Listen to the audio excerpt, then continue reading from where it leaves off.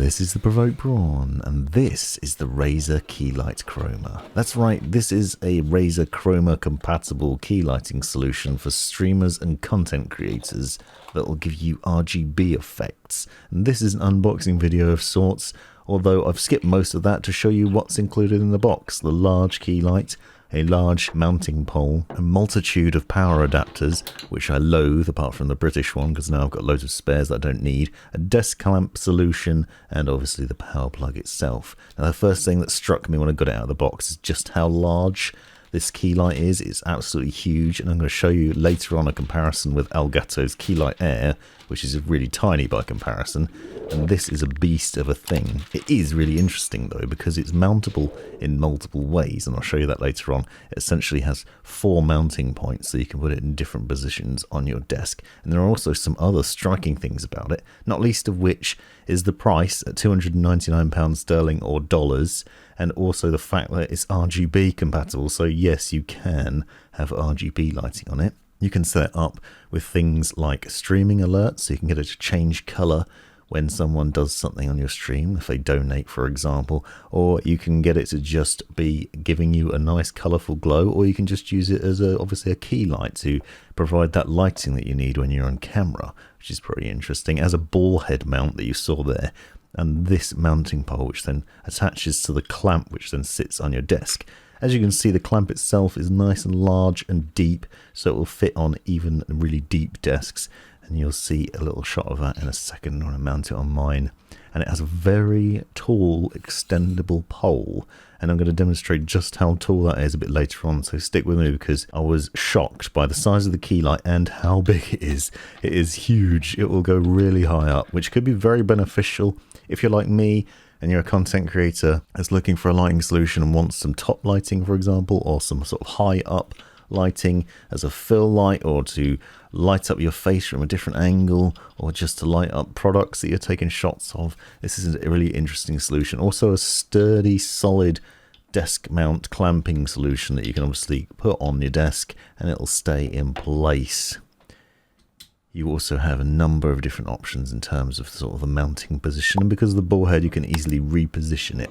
Now the mounting system for the desk clamp is also very nice because it has a simple twist fit design, but also there's a button on the underside that you can use so that you don't need to swivel that all the way around. When you're tightening it up, you can just press that button, pull the lever down, turn it around again. So if you're positioning this like against some drawers, for example, or maybe close to a wall and you can't do the full rotation of the screw system, and then not to worry because you can just press that button, pull the lever down, and you can sort of adjust it a little bit at a time and tighten it up that way.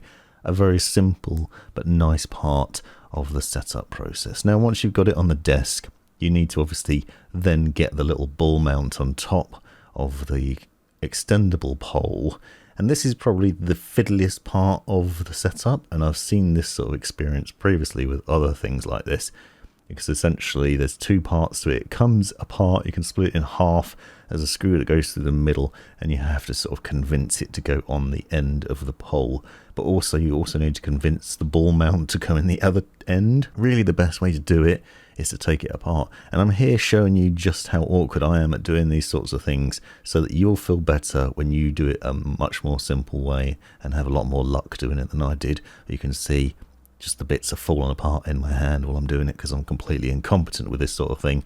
But I wanted to demonstrate just the process for it. I actually think the best way to do it is to probably try and get both things together at the same time. Just take the entire thing apart, put the ball mount in the top, put the pole in the bottom, and then tighten it all up. That is probably the easiest way to do it. And then once you've done that, you then obviously just mount the light on top of the ball mount, and then you can adjust it. So when you loosen this up, when it's all together, you can then obviously reposition that ball mount. You can tilt the light around and point it into various different positions.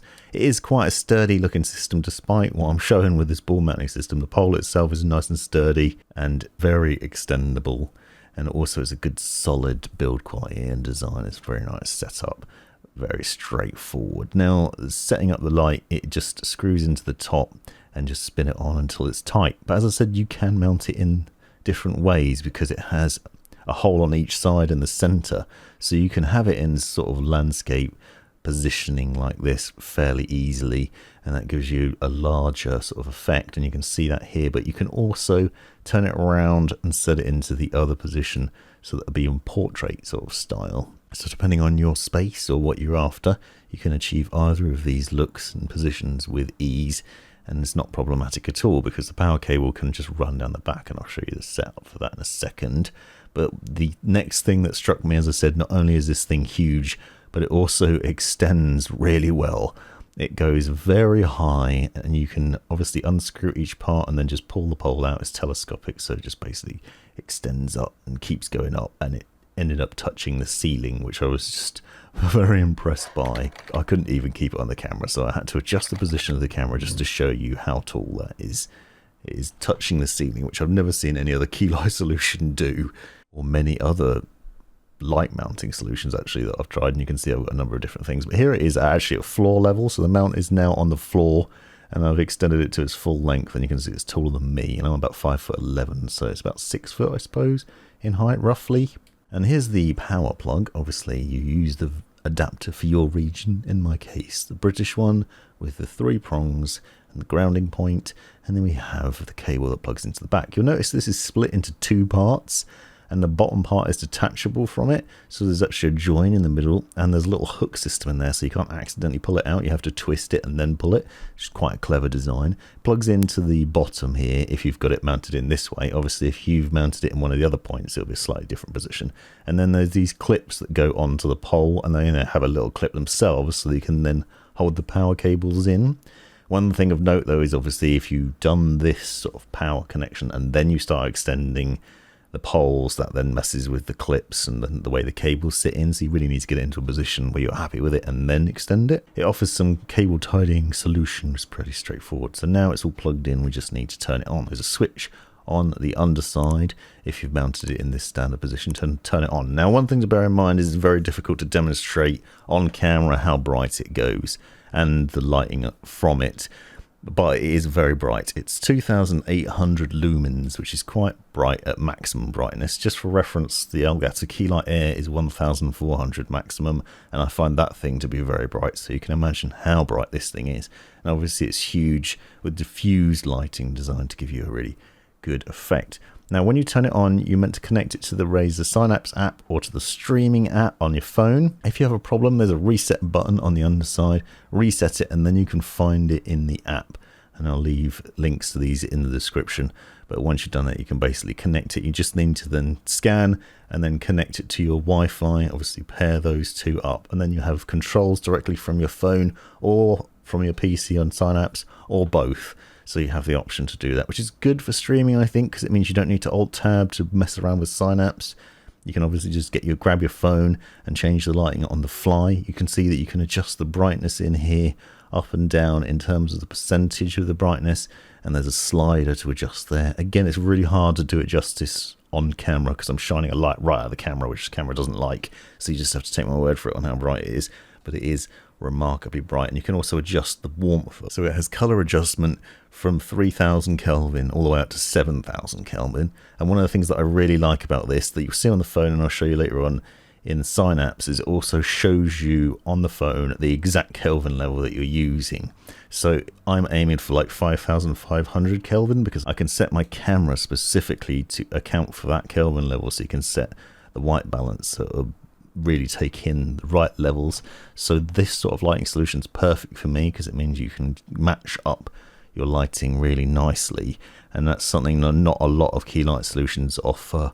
Usually you just have a brightness and warmth adjustment, and you don't have the actual Kelvin measure. Now, the other thing you can do is Chroma Effect. Obviously there is a Chroma setting. You can go into there and you can go through various different Chroma effects, including the usual wave, breathing, wheel and static. Now stick with me because I'm going to show you a bit later on, and what you're seeing here is a problem that I had initially where I set it up and I was going through these various effects and I could see it happening, but it was very washed out and not delivering the quality that I was expecting. And you can see some of it here if I hold up this green bit of paper to show you. This is currently in green, static green, and it does not look very green. But if you look at my hand, you'll see a sheen of green, so there is a green hue to it, a very slight green hue.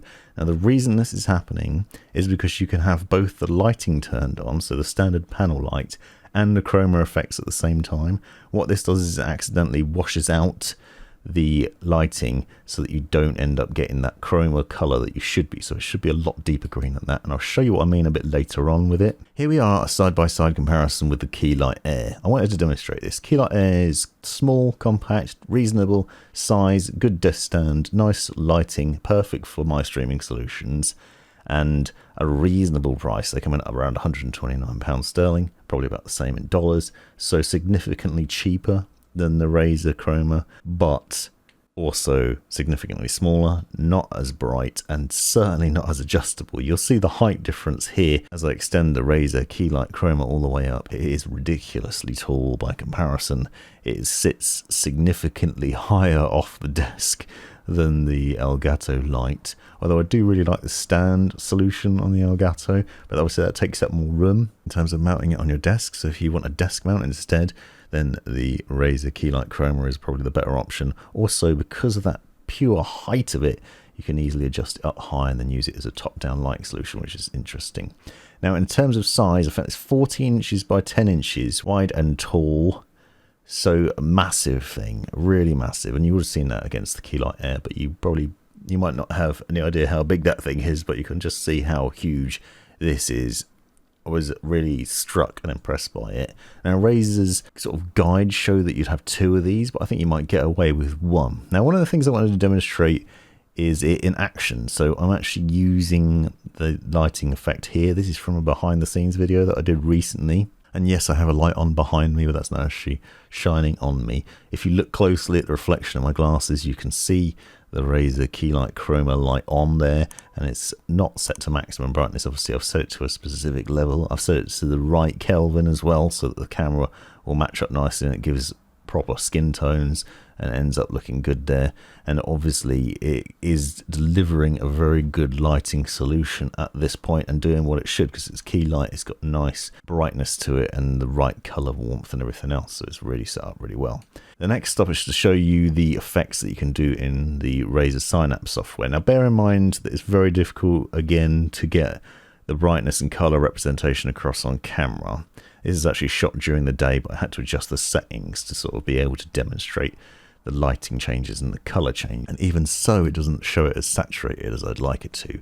So here you can see some of the panel light adjustments. I have the panel light turned on at the moment, but not chroma brightness, just the panel light. If you turn on both, you'll see the effect that I was talking about. Here it's meant to be red, but it looks kind of pink. When I turn the panel lighting off, it goes red like it should be, and then change to green, and it is green. Now, actually, in reality, it's a lot darker green than it looks here, but the camera's not picking it up very well because it still seems sort of washed out green, but it is a lot darker. And you see the reflection on top of my PC and on the Funko Pop there, so you can see that it does have quite a green depth to it. Red is particularly deep and very red, and then you can go between the different colors. Now, because it's Chroma compatible, it will work with various different Razer products, so you can go into the Chroma Studio, or you can sync it up so that it changes color along with your other Razer gear. You can also set up streaming things, like I said, so it will react, and you can go through the various different color effects, such as breathing and wave and wheel and spectrum cycling. I'm not doing the lighting justice here. I found it very difficult to do it justice on camera. You'll see a better view of what the actual colours are reflected on top of my PC than you will looking directly at the light. So it is a lot more colourful in reality than it is on video, so please just bear that in mind when you're watching this. But one of the things I have found is that I really don't like the effects, the quick effects, the various different effects, the starlight and the other things. They are too fast and too aggressive, even when you slow them down. You can see it going through here very quickly, and if I slow it down, it's still flashing a bit too fast. If you have photosensitive epilepsy, then this will be a problem, and I just generally don't like it. I think it's a bit gimmicky. I do, however, like the idea of having the chroma effect on it, because if you're like me and you're unboxing products or reviewing products and you just want to give a little bit of a sort of interesting color accent to the area, then you can do that little hint of light, RGB light, and you really don't see any key lighting solutions of this size and quality that offer an RGB effect on them. I've seen some very small compact lighting solutions that do offer this, and you can get like lighting bars and things, but they're not generally designed to be multi-purpose. Obviously this is multifunctional because you could use it as a key light to light up your face while you're on stream, but you could also get it to give a color accent to your face. Maybe you want to put some blue on you or some purple or something and some nice accents, or just in your surrounding space. And obviously you can go to Chroma Studio and you can change through the various effects here. You can see some of them in action. You've got one audio meter, for example, obviously reacting to the audio that's on your PC at the time. And you can tweak through these various settings until you find something you like. Whether this is a gimmick or not is obviously going to depend on your personal preference. I don't think I would be using the effects very much. The static color would be more likely to be used, but you might see a use for it. So what you're seeing is a very premium product that's very customizable, easily adjustable into multiple positions, both in terms of height and angle and position, and you can fit it in different ways as well. Just bear in mind that it will take up a lot of space. It is significant. And here we can see, once again, what I was talking about earlier on, adjusting through the warmth. So one of the important points here is that you can adjust manually the Kelvin level, which for me as a content creator is magnificent. This has been the Provoked Prawn. I hope you found this video useful. Check out the description for the specs and other information. Thanks for watching. This has been the Provoked Prawn. Hope you found this video useful, interesting, hilarious, or otherwise. Take a look at these other videos that I think you might find interesting as well. And have a look at the description for links and other information you might find useful. Click that join button to see the benefits of being a member of my YouTube channel. And most importantly, have a great life.